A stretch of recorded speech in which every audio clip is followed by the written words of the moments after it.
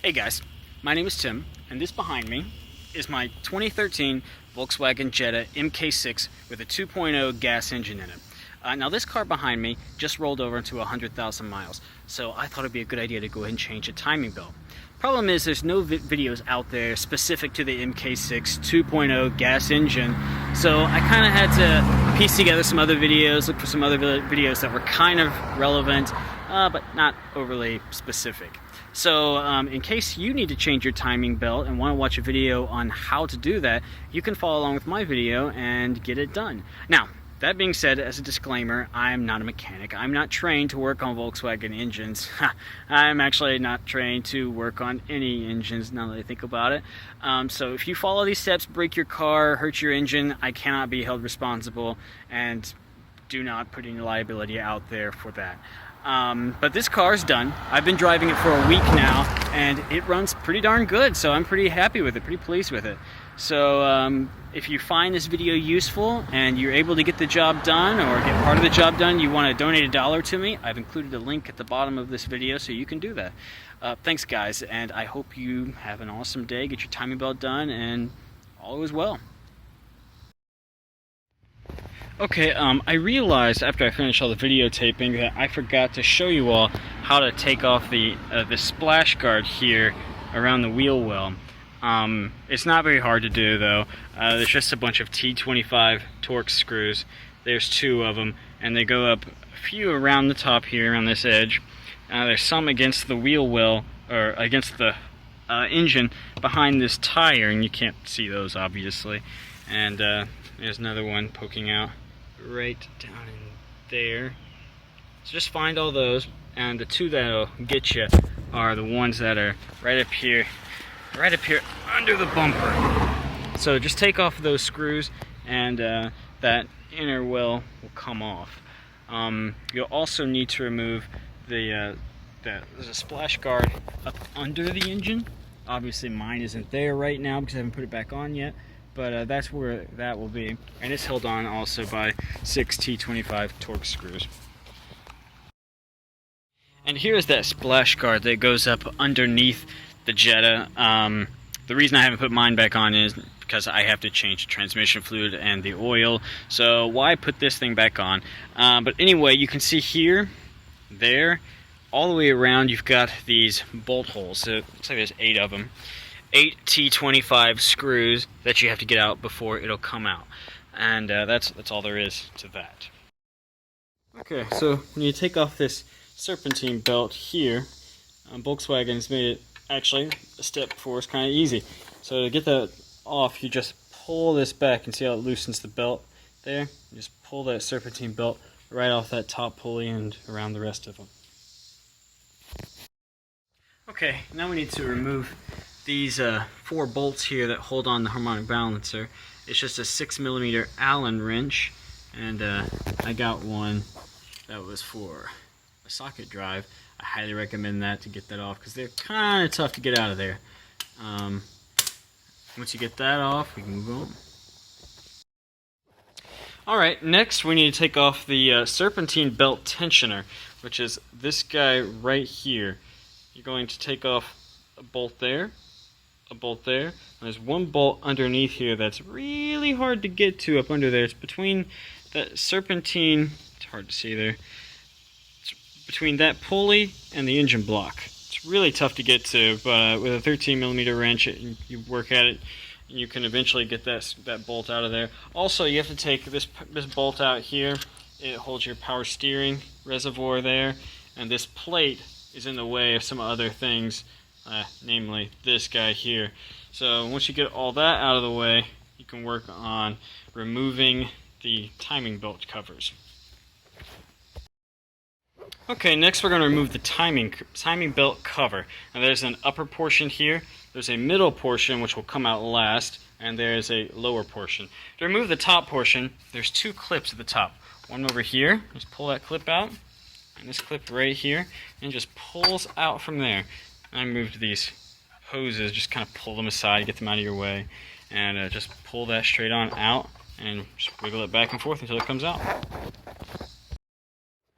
Alright, now we can go ahead and remove the timing belt cover. This is the lower portion here, and it's held on there by 4 screws. They're all T30. 1, 2, 3, and 4.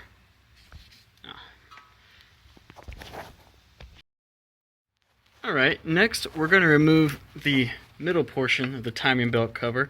2 of its pieces were held in by these 2 screws that were holding in the bottom part of the timing belt cover. So just remove that screw right there with it to T30, and this will just pull right off.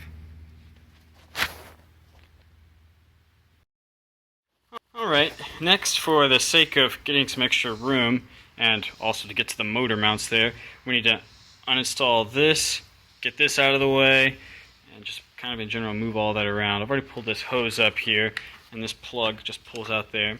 And there's a T25 screw there, and one back over there, and then this will pull out. I didn't bother with actually unhooking the hoses. I just moved everything over there to the top of the engine because that's going to be a lot more simple than unhooking the hoses and worry about all the fluids inside. Okay, we're now ready to go ahead and remove the motor mount so we can get to our timing belt. We're going to have to remove this bolt and this big bolt right there in the back, and we had to remove this bracket right here that was holding the windshield wiper fluid. But before you do that, and this style engine, since you have to remove the motor mount, you have to support the engine before you do that. So what I've got here is I've got just a 2x4 sitting on top of my hydraulic jack right there against the oil pan. What I'm going to do is I'm going to jack it up just a little bit, not a lot. So there you go, starting to make contact.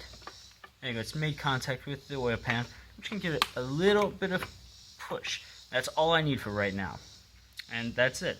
Now you're safe to go ahead and start removing your motor mount. Okay, now that we've removed the bolts to this motor mount here, and this one back here, and removed this side little mount here, I went ahead and jacked the engine up some more. You can see there's a good inch gap there. Just by using my hydraulic jack, I jacked the engine up a little bit higher so I can get to this bolt right up under here when I remove this motor mount. The next step is I'll use an 18mm to take these bolts here off. Okay, so next we have to remove this second motor mount piece, this guy right here. See, this guy right here. And there's 3 bolts holding it in. There's this bolt right here, this bolt right up under here where I'm pointing. It's hard to see. Well, you can't see it from here. You have to get under the car. And one down there. That's it, the little head sticking out right there. And to get those, they're kind of tricky. This one here in the front, if you don't jack up the engine high enough, you won't be able to get to that bolt. So when you jack up your engine, make sure you get it high enough so that you can get a socket down in there to get that bolt out. To get to this bolt back over here, also a nice little trick Volkswagen put in there. They put a nice little hole there so you can get to that bolt down there. And the last one, just crawl up under there and you can get with a socket. That's a tricky mount to get out though. Okay, now that we've got the motor mount removed, we can now access our timing belt. And of course, it's the timing belt right here. Now, a few things on the timing on this engine. There's a little mark here in the cog, and it's just a little notch in that camshaft cog. When it lines up with this arrow, that's how you know you're at top dead center. I highly recommend you get your engine aligned to top dead center before you try removing this timing belt. That way, if any of these things move around, you can always reset it back to top dead center and then put your timing belt on. So this is how you know this is on top dead center up here. The crankshaft on the bottom doesn't have any markings, and I'll show you that. It's kind of hard to get to. Turn this light on. Let's see, where is that marking? There it is. So I put a little whiteout there on that tooth and a little whiteout on the back. They're lined up so I know that it is on top dead center. That way if anything moves around, I can always reset back to top dead center and I won't destroy my engine because I need my engine.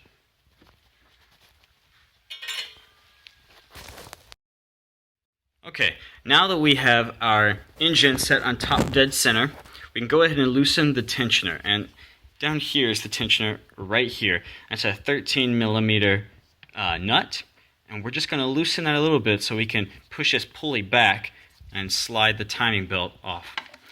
Here we go. Just going to try to pull that. You can see that there, it's coming loose.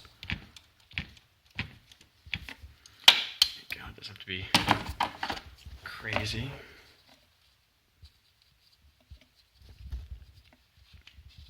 So we just push that. And there we should just be able to pull that on. Now after we rotate it a little bit.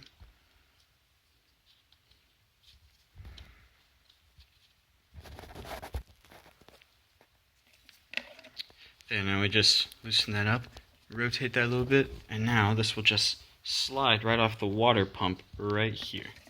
Just slip it forward. Just keep working it loose. Eventually that belt will come right on off.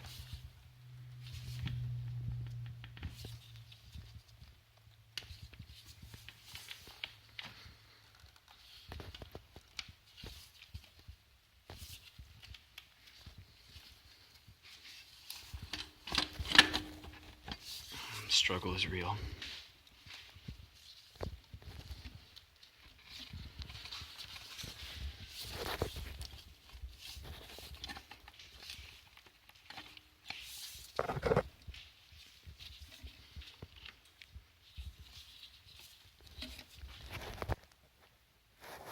Okay, and there we have the timing belt off.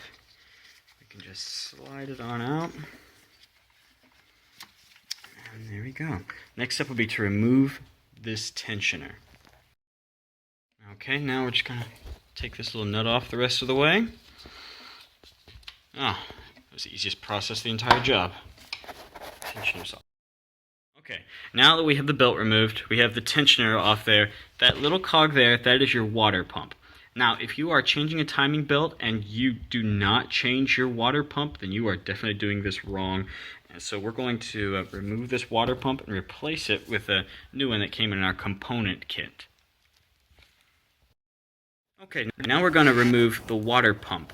And you can see my driver's already into that very first screw right there. Let's see if I can get a better shot. There we go. And that's like, I believe it's a T30 Torx. There's one there, one over here, right there, and one in the bottom underneath this cog. Just take those out and it should just pull on out. Okay, now we have all of our bolts off of the water pump here. As I was just now trying to remove the water pump, I realized that there's this bracket right here, this big black bracket. It's kind of hard to see in the camera, but it is got a little flange right here on top of the water pump. So you got to use a 13 millimeter to remove this bolt there and remove the bracket, which serves some purpose, I'm sure. Okay, we've just about removed this plate. Here's that screw here. Let me just unscrew that. Discard the metal plate. That is something. And now we should be ready to remove the water pump.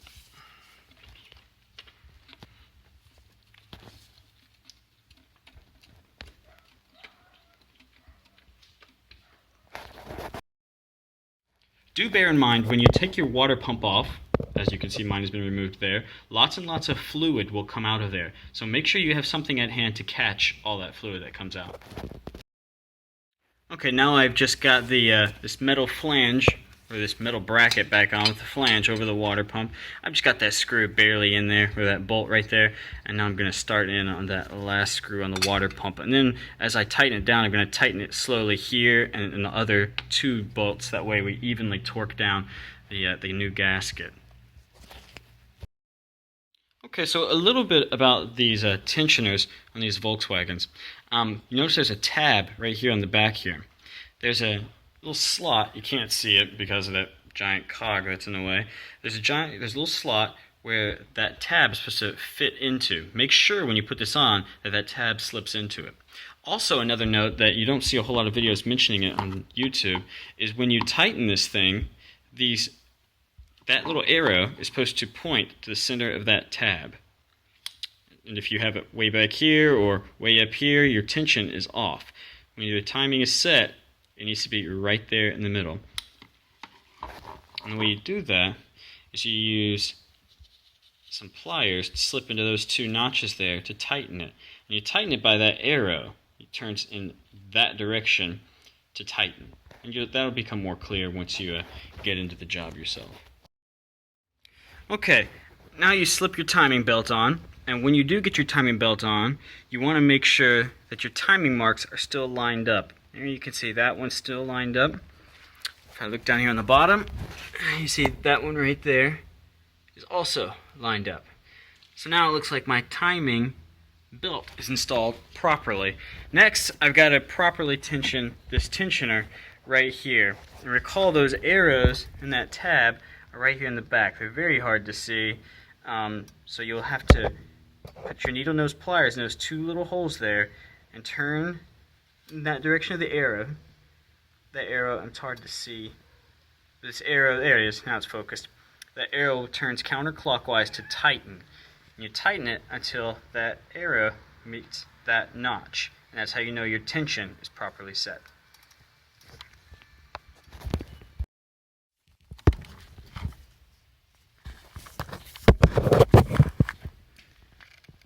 Okay, so now you see here how those tabs are starting to match up. As I turn this more and more, you see those tabs, there we go. And that's the setting you want, and you tighten that nut right there on the tensioner. Okay, so now we've got our water pump installed, we've got our tensioner installed, and we check back there to make sure the arrow, it's pointing at the notch as it's supposed to. So we know that the tensioner is properly set up. And after tensioning it, we check our timing marks. That one's good. And this one on the bottom is also, yes, good. Okay, now we need to rotate the engine 2 times over and make sure that our tension and timing marks remain the same. Okay, now that the timing belt is back on, I'm going to use a 13/16 socket, which I'm sure there's a metric version that is more appropriate for VW. And I'm going to turn the crankshaft here 2 full cycles, and then I'm going to recheck my timing marks and my tension to make sure it's in good shape. Here we go.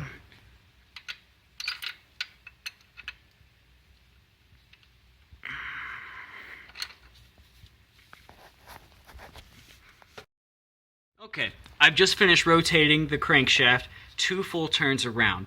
And the reason you do 2 full turns around is because that 2 full turns around down here equals 1 turn around up here.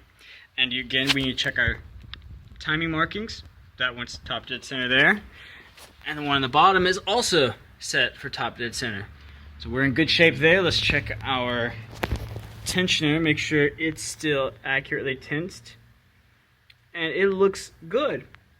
So I can now confidently say that this engine is properly timed and the tensioner is properly set. We are ready to go ahead and start putting it back together.